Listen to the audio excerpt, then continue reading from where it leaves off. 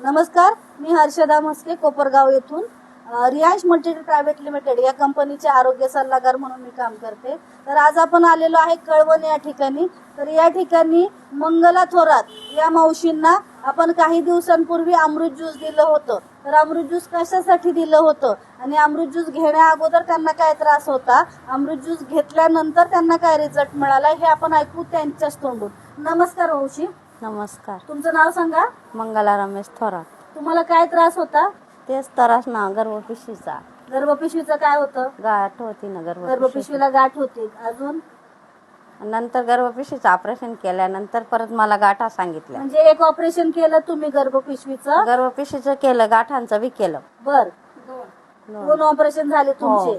तरी पण तुम्हाला परत गाठी झाल्या होत्या? हा, परत 2 गाठी सांगितल्या। बर, मग तुम्हाला अमृत ज्यूस कोणी सुचवलं? जावयांनी। तुमच्या जावयांनी सुचवलं। मग अमृत ज्यूसच्या किती बॉटल झाल्या, किती कोर्स केला तुम्ही? 3 महिन्याचा कोर्स। 3 महिन्याचा कोर्स पूर्ण केला। हा। मग आता किती फरक आहे?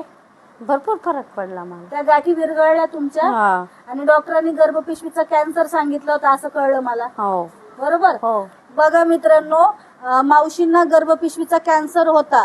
गर्भपिशवीचा कॅन्सरमुळे त्यांना अगोदर गाठी झाल्या होत्या, त्याचं ऑपरेशन त्यांनी केलं, त्यानंतर त्यांनी गर्भपिशवीचंही ऑपरेशन केलं। असे 2 ऑपरेशन मावशी